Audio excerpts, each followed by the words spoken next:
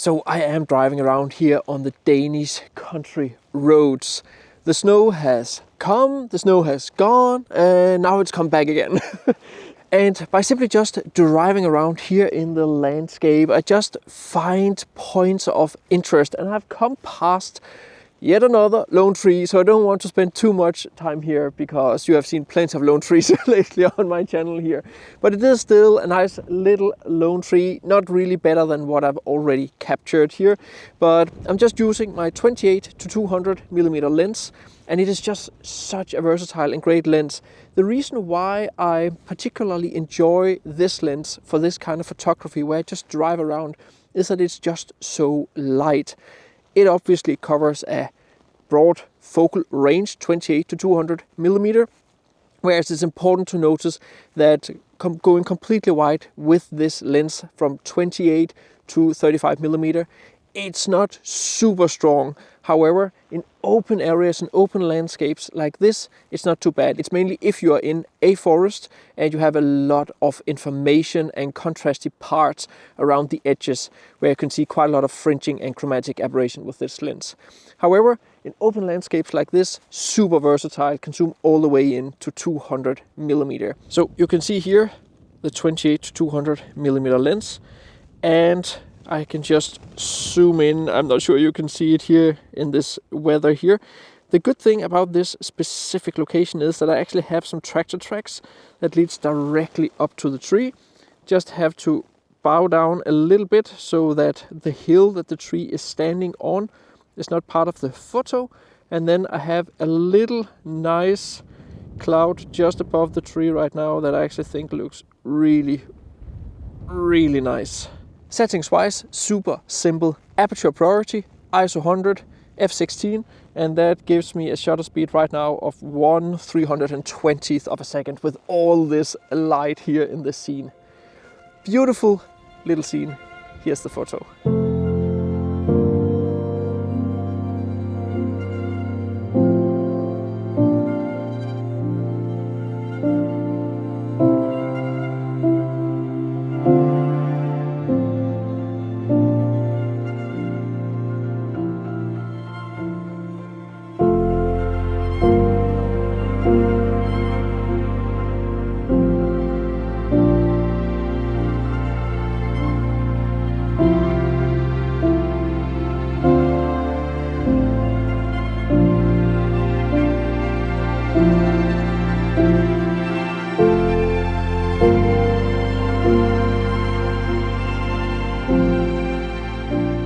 So I have stopped by a beautiful view right here, and with all the disclaimers I can give in this video, this is not going to be one of my best shots at all, ever. However, I do think that this particular view is quite representative of the kind of landscapes that we have here in Denmark and what I'm used to seeing when I'm driving around on the country roads here in Jutland. And I do think maybe that the photo does hold up, even though it is a little bit messy, but that is because the light is just coming out and we have these beautiful snow clouds, snow showers here in the background, and they make the sky extra dark. So I'm simply just using, again, the Tamron 28-200 and zooming in on different parts of this landscape. Now there is a field with some horses all the way out there in the background, and I think I can use those as a kind of focal point and then use all these foreground trees here and somehow place them in what I find to be an interesting pattern. Again, I have to say this is by no means representative of what I usually do as a landscape photographer, but I just wanted to capture this one single photo here because there is something there. I don't know.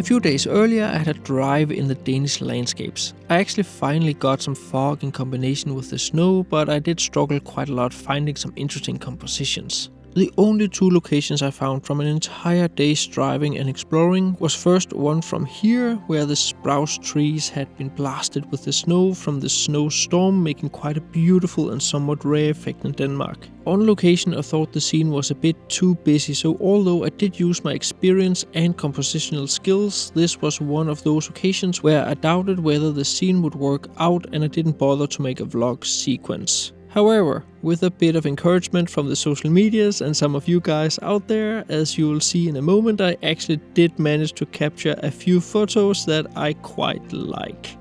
One place I did not doubt myself was in this forest I stopped in about an hour later. The fog was so thick it was incredible.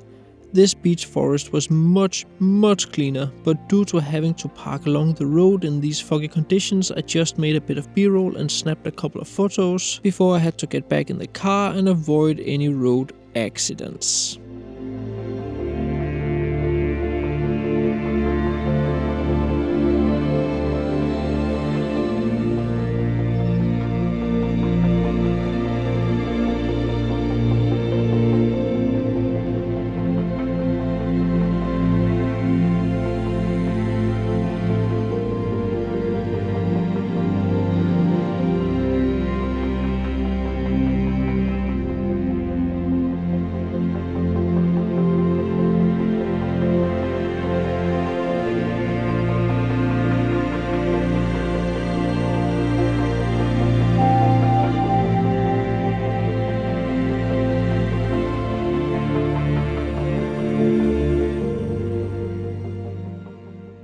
It's fun to see the difference in these two types of forests. I wonder which one of these 4 photos you like the most. And if you struggle with composition when having to work fast, be sure to learn it well. In my ebook on composition I cover 9 compositional tools you can implement with your photography. In the final chapter I bring it all together. The ebook has minimal text and plenty of examples, so get to the point fast, and if you enjoyed the first ebook I have a follow-up. There is a link to the free light version and the full versions down in the description of this video.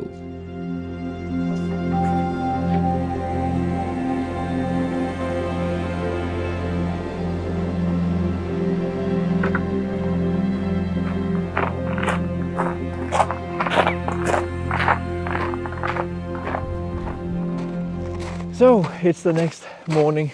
The sun went down behind a cloud yesterday, so it was a little bit bland and boring at sunset.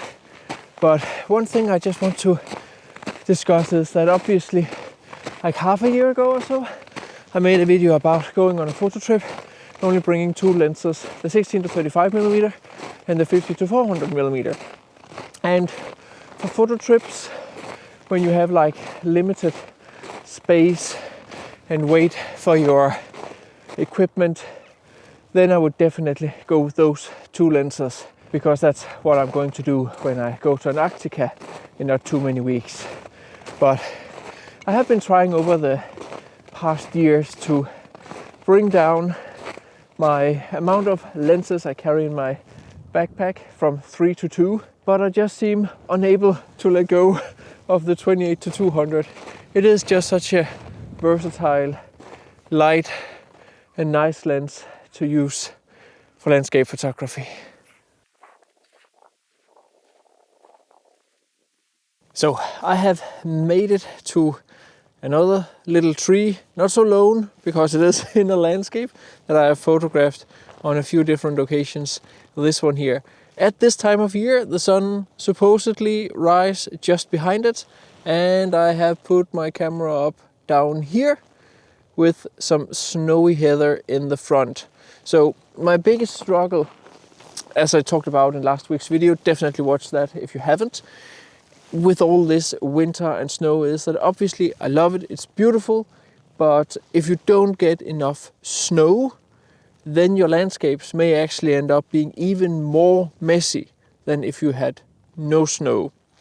And that's because it becomes very contrasty. You can see we have patches of snow here, and then we have like heather coming out here and here and here. And as the human vision or mind is attracted visually to high contrast areas, then you may actually end up getting a photo that is both bland, flat and boring and super high contrasty in many different places, so confusing to look at. So that is why it is super important to have a very strong focal point, just as I have hopefully this morning with the sun coming up and lighting up this tree and landscape from behind. So I have made the composition with the heather, snowy heather here in front. I have taken a low angle as to get rid of this line of snow here.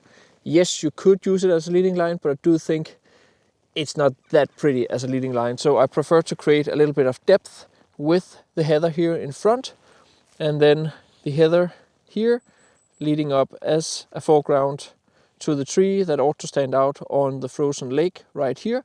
And then the sun should come up here-ish, something like that. When the sun comes up and lights up the scene, it ought to look very different indeed.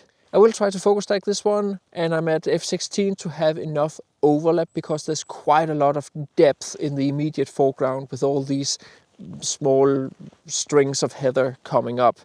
And then ISO 100, and then I get a shutter speed that is whatever it is when the sun comes up, still aperture priority. If you want to learn how I focus stack even complex focus stacked photos like this one, be sure to enroll in my big Photoshop for Landscape Photographers post-processing course. In this course, I teach you how to focus stack, I teach you how to dodge and burn, clean your photos properly, use luminosity masks, and so much more. And there is even 11 start to finish tutorials and a lot of small interesting tutorials too. One where I talk about my philosophy of editing, one where I cover all the different editing mistakes you want to avoid, and one where I show how I edited a whole range of different photos fast. There is a link and a coupon code to save a bit of money down in the description of this video. So I decided to abandon my first position and move a few meters, just a little bit more into the scene, because then I could have the sun directly behind the tree. And I do find the heather foreground to be a tiny bit better from this position right here. Settings wise, focus stacking, all that stuff is exactly the same. Here is the photo.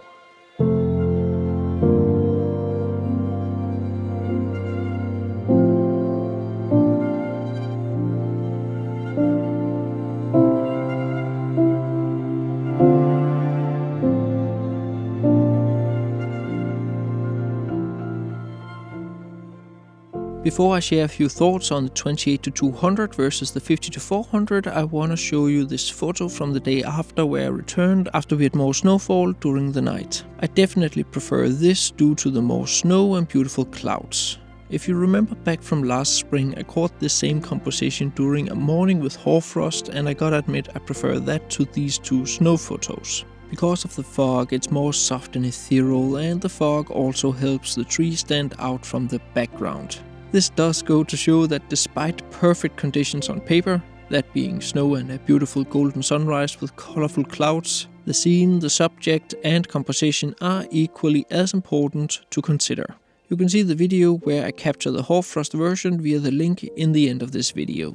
So the 28-200mm lens, fantastic small all-round lens, light, much lighter and smaller than the 50-400mm.